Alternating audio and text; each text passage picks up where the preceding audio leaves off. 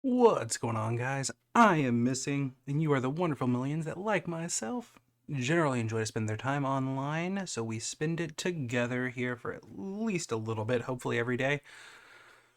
Monday through Friday if I can keep myself on a schedule, but who knows, that'll never probably happen. But here we are because I have a kid. So, schedules are not a strong suit. And anyhow, it is coming up to Christmas, and as I've been doing the last, I think, couple days on this channel, just reacting to crap because it's really easy to record. And coming up to Christmas, Christmas nightmares. Yeah, Christmas horror stories. These are Christmas horrors. Mental floss did a list of it. It was the first one that popped up when I Googled it. It looked okay. Initial knee jerk reaction. So, like, I think everybody at this point knows who Krampus is. And this is an interesting depiction of Krampus. Um, mm, Over here now. Okay, this is better. Yeah, this is a better. Nope, this is a better Krampus. So he's basically just like reverse claws, like evil claws, like Santa Claus good, this is bad. You don't just get coal from Santa Claus. Krampus is gonna come and beat you with some sticks, throw you in his backpack, and take you away to the dark places. Uh, Krampus is just reverse Santa. He's evil, evil Santa. He's a goat man that is bent on ruining your Christmas. My husky is very upset with me for talking about this for some reason. I don't know why. I think you can probably hear her whining in the background. But yeah, I mean, I think everybody knows Krampus at this point. He's had some movies. Yeah, Krampus. I think he's German. Um, yeah, he's got a whole day, Krampus Day, December 5th, looks like. Yeah. I can't pronounce some English names and words. I apologize. Jolakutron? That is not a thing I would ever be able to pronounce. Mmm. Is this just a big mad cat? I need to read this. Uh, Jolaktruen is the Icelandic Yule cat or Christmas cat. He is not a nice cat. In fact, he might eat you. This character is tied to the Icelandic tradition in which those who finished all their work on time received new clothes for Christmas, while those who were lazy did not. Although this was mainly a treat to encourage children to work hard, parents told the tale of the Yule cat, saying that can't pronounce word could tell who the lazy children were, and because they did not have at least one new item of clothing for Christmas, and these children would be sacrificed to the Yule Cat.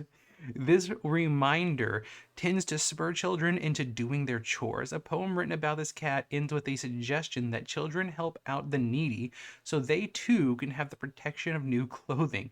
It's no wonder that Icelanders put on more overtime at work than most Europeans, though the 4-day work week may change that.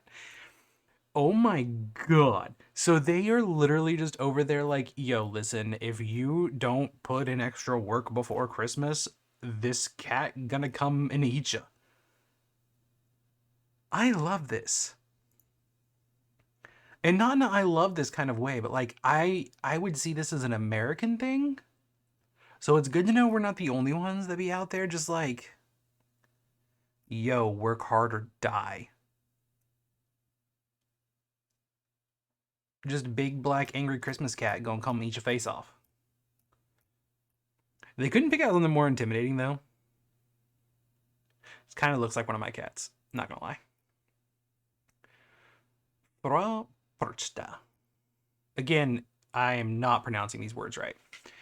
Tales told in Germany and Austria sometimes feature a witch named Frau Perchta, who hands out both rewards and punishments during the 12 days of Christmas, December 25th through Epiphany on January 6th. She is best known for her gruesome punishment of the sinful. She will rip out your internal organs and replace them with garbage.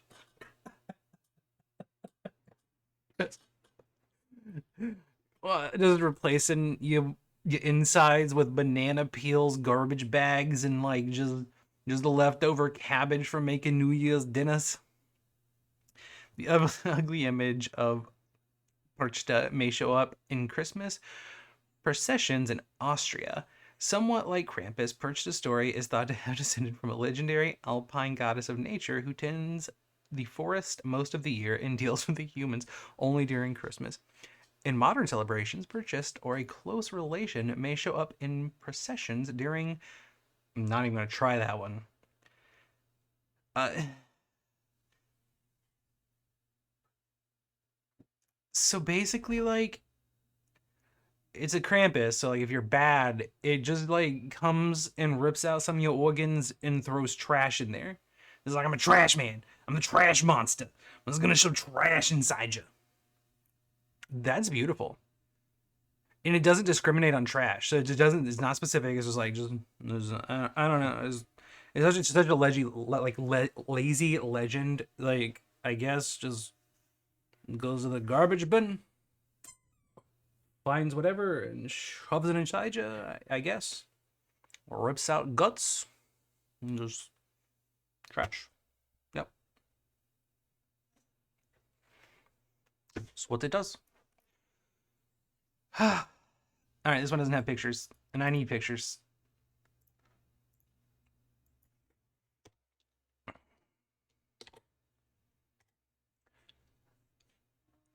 This is just a guy. Oh my god, was there a Dunder Mifflin? What can I not? Why can I not? Why can I not think of this show?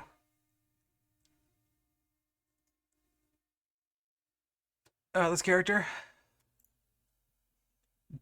Bells Nickel, is a male character from Southwest German lore who traveled to the United States and survives in Pennsylvania Dutch customs. Fans of The Office will recognize Dwight's impersonation of him. He comes to children sometimes before Christmas wearing tattered old clothing and rugged fur. Belsnickel carries a switch to frighten children and candy to reward them for good behavior. In modern visits, the switch is only used for noise and to warn children they still have time to be good before Christmas. Then all the children get candy, if they're polite about it.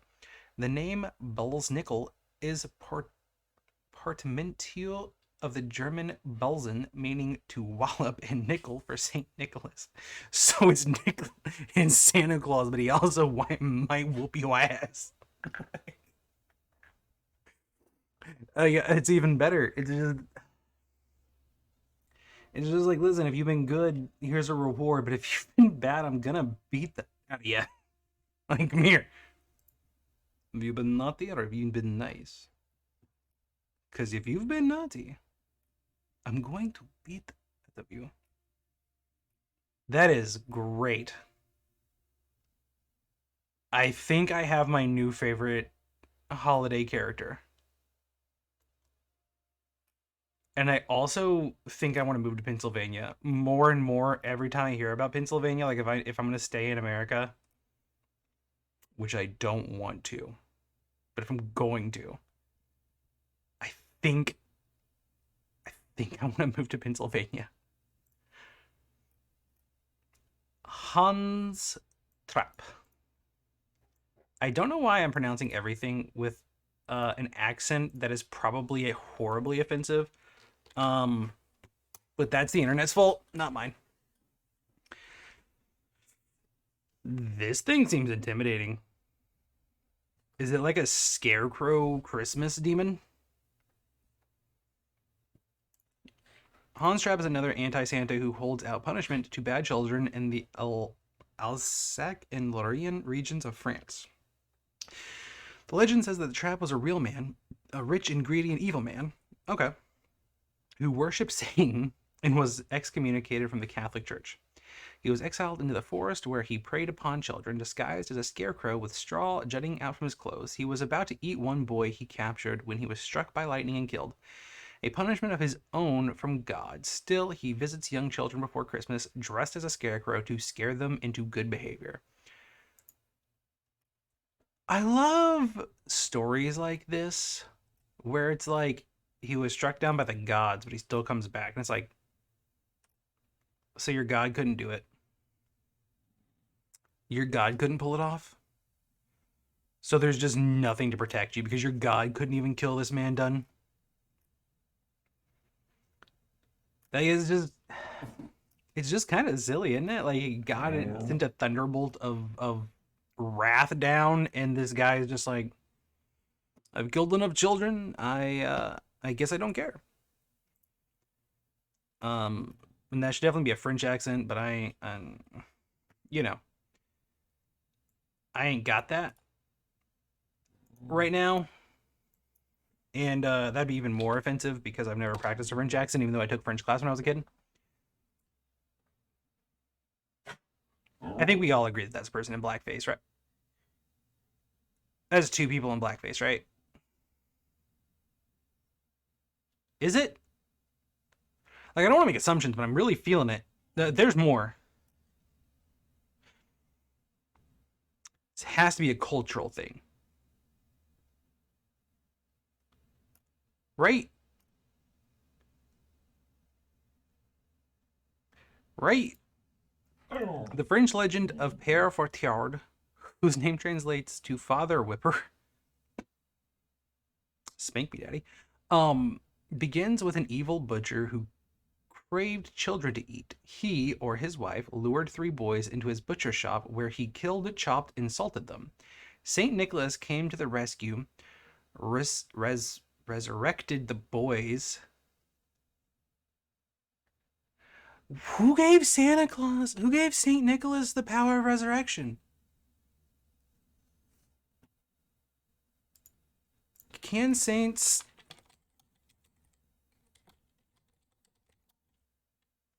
Can saints perform miracles? Like, is that a thing? Saints don't even perform miracles, yet St. Nicholas is apparently... Well, St. Nicholas is Santa Claus. So St. Nicholas is flying around the world every year. I'm getting more and more confused. The more I learn about Santa Claus, and, like, the more I know that, like, I was told by my church that magic evil, and every time I read about Santa Claus and St. Nicholas, the more magic he's performed in, like, Christian lore, and it's like... I don't understand how it's okay. Like, if magic bad and magic evil, how come St. Nicholas and Santa Claus is allowed to just, like, fly around? Like, he's very clearly performing bad magic. Like, this should be bad. According to everything that my childhood religious groups taught me, I'm not there anymore in life. But you know, when I was not, I don't want to say I'm not trying to, like, you know, trap myself in a box here, but I'm saying, like, when I was, like, you know, all magic was bad, but somehow St. Nicholas can just fly around on reindeers every week or every year and just, like, I don't get it. And he's resurrecting children. And took custody of the butcher. The captive butcher became Père Fatard, St. Nicholas's servant, whose job it is to dispense punishment to bad children on St. Nicholas Day. What the mother shit fuck? Oh my... what? No! What is wrong with the French? He found a guy who would carve up children and eat them. This is a saint. This is a saint. This is Santa Claus. This is Saint Nicholas. This is Santa Claus. And he resurrected the children he killed and then adult napped.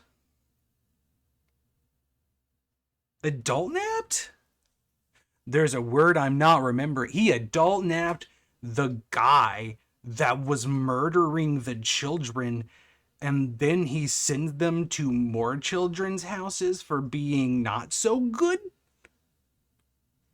What the fuck?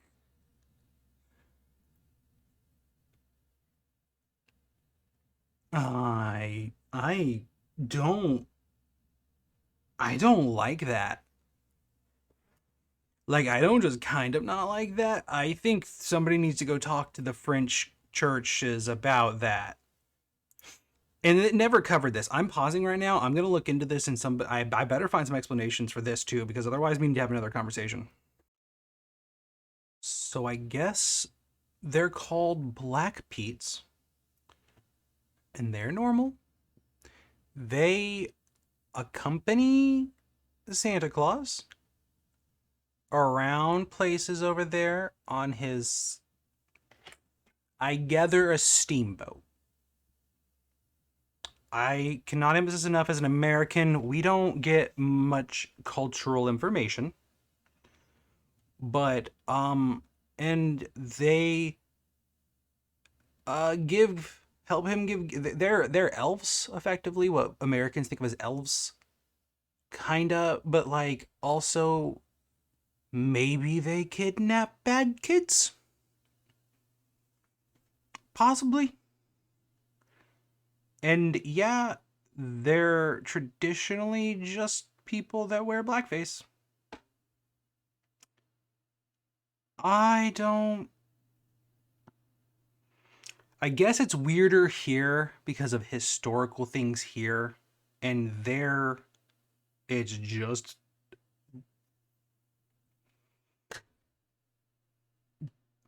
I hope it's just that. I hope there's no, I hope it's just that. I hope they just have a different story. Uh the Yule Lads are 13 Icelandic trolls who each have a name and distinct personality. In ancient times, they stole things and caused trouble around Christmas time. So they were used to scare children into behaving like the Yule Cat. However, the 20th century brought tales of the benevolent Norwegian figure Julenis, Santa Claus, who brought gifts to the good children. The traditions became mingled until the formerly devilish Jolvis Nair became kind enough to leave gifts in shoes that children leave out, if they're good boys and girls, that is. So did this ultimately evolve into what we think of as like stockings? Like socks on the mantelpiece?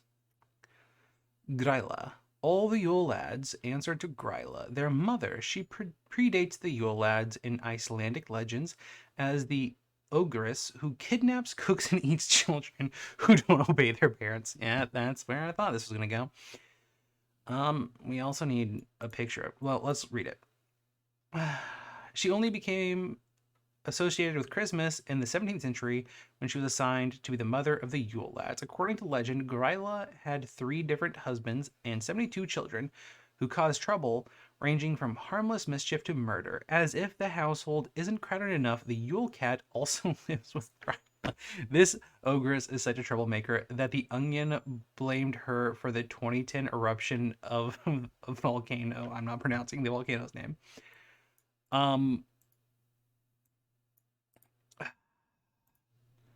So I feel like I've seen the name Gryla in like a video game. Yeah. Yeah, no. This is just a cranky old witch lady. Just an angry, angry witch woman. Um, so here's what I have to say. Is I kind of wanted to get through more than just this mental floss list. But this ended up being a lot. And here's the thing. As an American, whenever I look into other societies like Christmas stuff,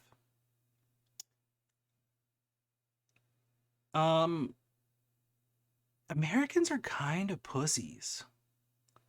Like, I love other Christmas traditions and stuff, but like, man, we don't have a single holiday tradition where I can that I'm aware of. Like, maybe it's just me and not knowing. Like,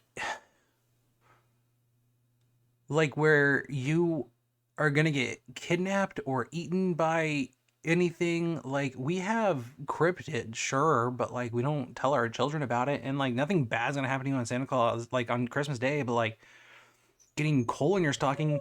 Meanwhile, some places have just like evil witches eating kids and butchers cutting people up that hang out with Santa Claus. Like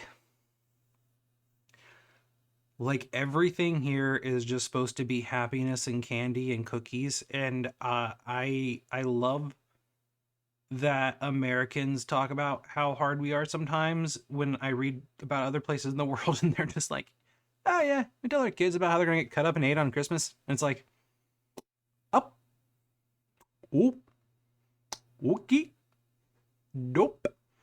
But then, I guess maybe it's because our children actually have to be scared of going to school sometimes. But I'm not gonna get into that right here, right now.